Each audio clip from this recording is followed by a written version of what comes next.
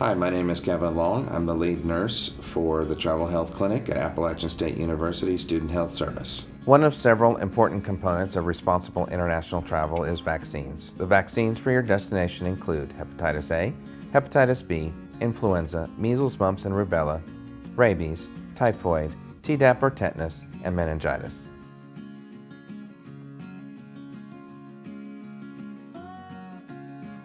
Hepatitis A is a foodborne pathogen. It is a vaccine that is important for general health in the United States, but it becomes especially important when traveling abroad.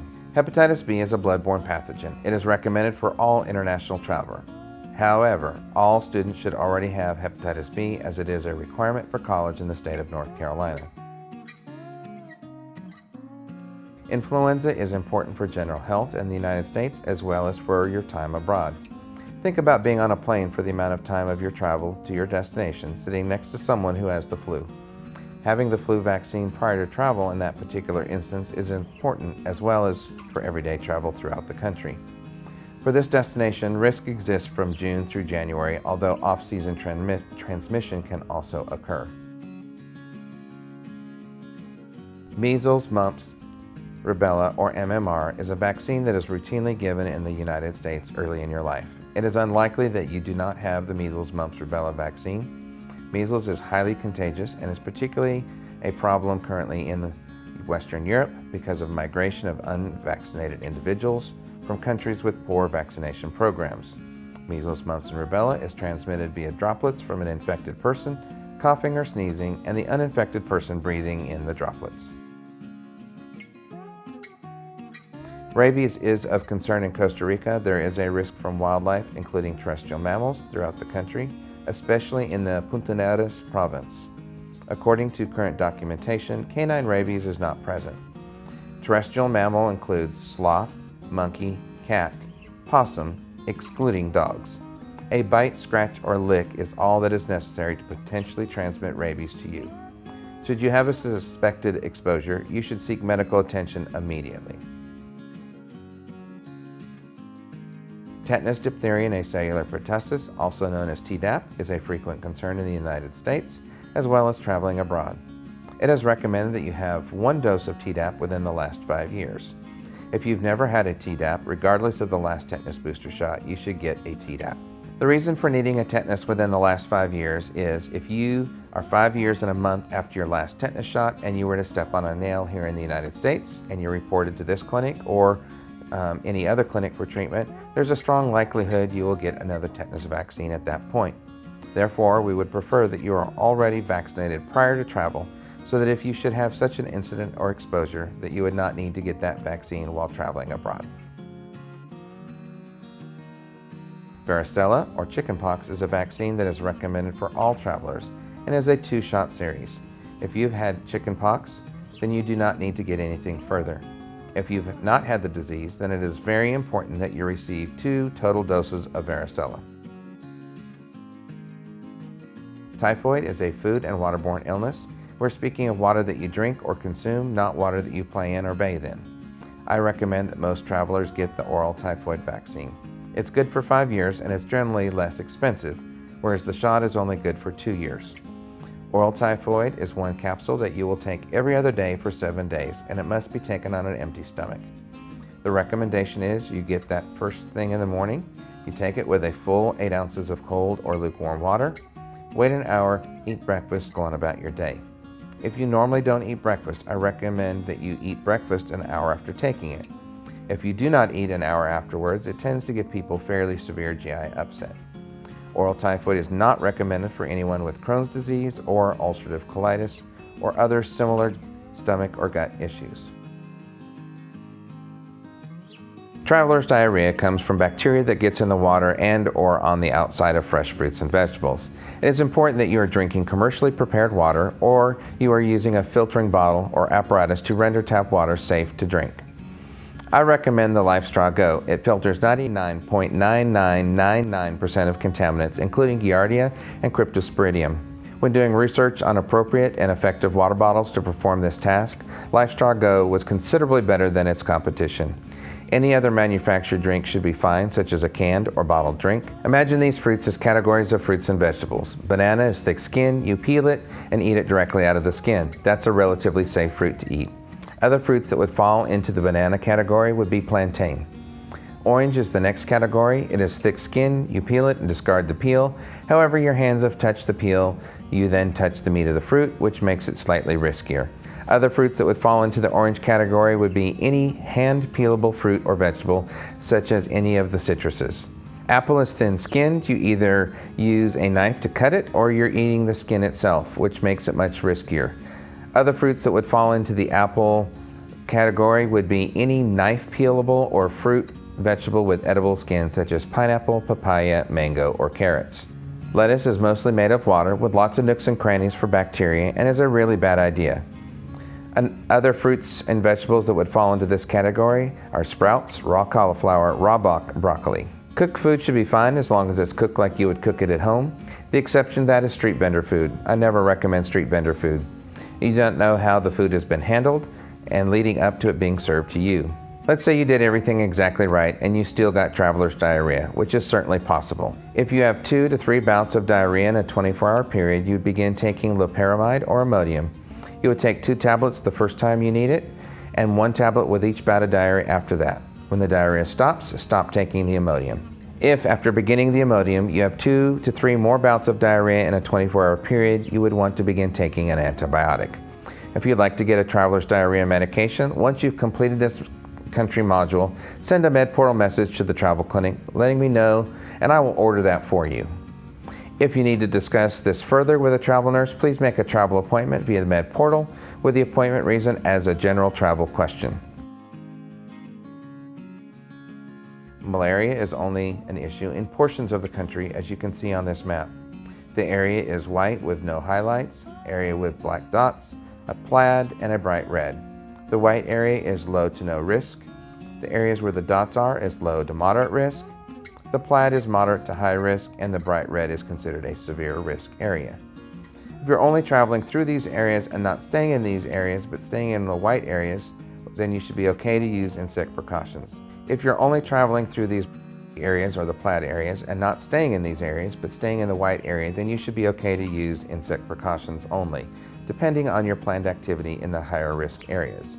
However, if you're going to spend overnight in or spend a considerable amount of time in the plaid or pink areas, the strong recommendation is that you take an anti-malarial medication. If you're in the area where the black dots are, it is recommended but not necessarily essential to take anti-malarial medication. However, it is essential the good insect precautions are utilized. What are considered good insect precautions will be discussed later. If you should choose to do an anti-malarial medication, it is important for you to know that there are 4 major anti-malarial medications that are used in the United States. One of which is mefloquine.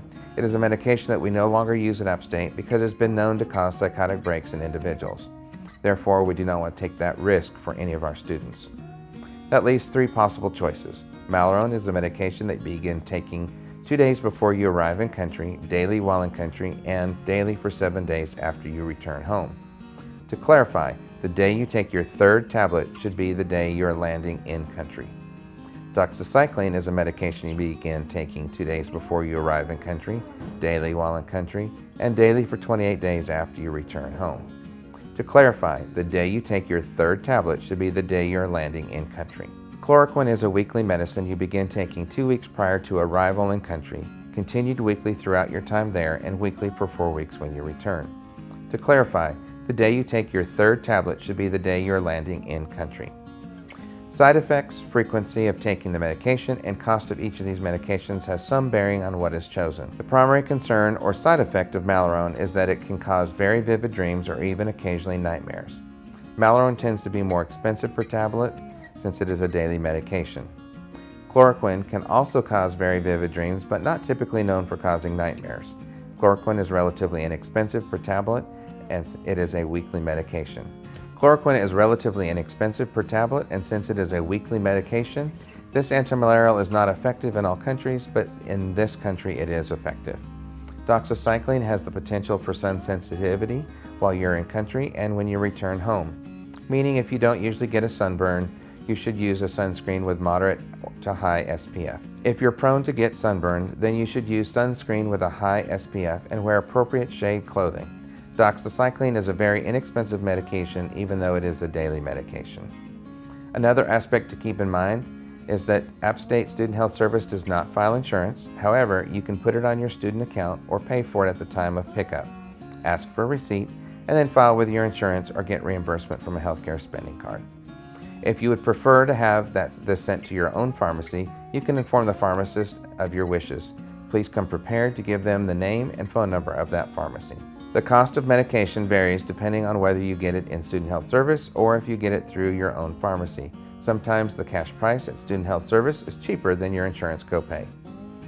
If your return trip has been delayed or is extended, please contact the travel clinic as soon as possible to get you the appropriate number of tabs for you to complete the preventative treatment. Once you've completed this module, if you should choose to get an anti-malarial medicine, please send a MedPortal message to the travel nurse requesting medication that you have chosen, and the travel nurse will order that medication for you. If you have questions about each of these medications and what the right choice for you is, please set up a brief travel visit with a travel nurse. You can do this by going to the Appointment tab in MedPortal and select General Questions as the appointment reason with the travel clinic. Earlier, I mentioned insect precautions. Insect precautions consist of using bug spray that contains DEET that is 30 to 40%. If you look at the bottom of the can label, you should see a percentage. Once again, you're looking for 30 to 40%. Anything less than 30 is not strong enough, and anything greater than 40, you run the risk of burning your skin. It is recommended that bug spray be applied 4 times a day: breakfast, lunch, dinner, and bedtime. That's the way I encourage people to remember when putting it on. Breakfast being first thing in the morning, lunch at lunchtime, dinner at dinner time, and your bedtime application of bug spray is when it starts to get dark. This will cover you through the peak times of mosquitoes biting, as well as the peak times you'll be sweating it off. If you're wearing sunscreen and bug spray, sunscreen should be applied first, wait 5 minutes, then apply your bug spray. When you go to reapply your bug spray, you also need to reapply your sunscreen, which means you'll need to take a baby wipe or similar, wipe down your exposed areas of skin, and reapply your sunscreen. Wait 5 minutes and reapply your bug spray. Mosquito netting over your sleep area is necessary if you're not in an environment that has windows or air conditioning. Long sleeves and long pants are also recommended when you're in a high humidity and high vegetation environment. Any questions so far? Not so far. I have a good understanding. Okay, good. Earlier, we talked about malaria and the necessity for insect precautions.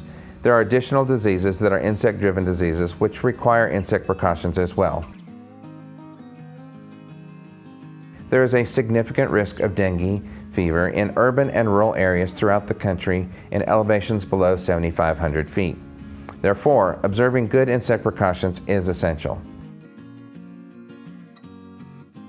There's a risk of Zika throughout the country as well in elevations below 7,500 feet. Pregnant women should not travel to this country if it is a non-essential travel. If travel is essential, pregnant women should observe strict daytime insect precautions. Throughout the country, West Nile virus is a small risk and concern. However, any concern is one that you would need to be taken seriously. Good insect precautions are recommended. Chagas disease is presumed to be a small risk in rural areas throughout the country. Travelers should avoid staying overnight in houses constructed of mud, adobe brick, or palm thatch covered houses. If you must stay in this type of structure, then sleeping with a mosquito net over your sleeping area is essential. Leishmaniasis is a skin disease that exists throughout the country and is especially a risk for travelers on rafting trips or staying in jungle lodges. Travelers should observe insect precautions from dusk to dawn. Leptospirosis exists throughout the country. Travelers who anticipate activity with extensive outdoor exposure, such as hiking, biking, swimming, and rafting, are at the highest risk. My rule of thumb is, if you can't see the bottom of the water due to the murkiness, then don't get in it. If you can't see that the water is moving, don't get in it. Melioidosis has sporadic cases throughout the country. Travelers should always wear proper footwear in damp environments, which include soil and sand. If you're on the beach and you're going to lie down in the sand, you should put a towel or some other barrier device between you and the sand. Helminth's disease is a low risk throughout the country. Helminth's disease is also a soil-transmitted disease. Travelers should follow strict food and beverage precautions and wear appropriate footwear. Marine hazards exist. There are risks from jellyfish, which include the highly venomous Portuguese man-of-war. Travelers wading, launching boats, or fishing in the surf are especially at risk from the jellyfish, coral, stonefish, and sea urchin. Additional concerns from thimble jellyfish causing sea bathers eruption does exist from March through August. Travelers should seek out and heed posted warnings and refrain from bathing in unmarked, uncontrolled beaches. Additional threats to personal safety include hazardous water conditions, including currents, tides, undertows, especially along the Pacific and Caribbean coasts. Air pollution can be a bit of an issue, particularly in the big cities, depending on the time of year. It is recommended that all travelers carry with them 2 bandanas.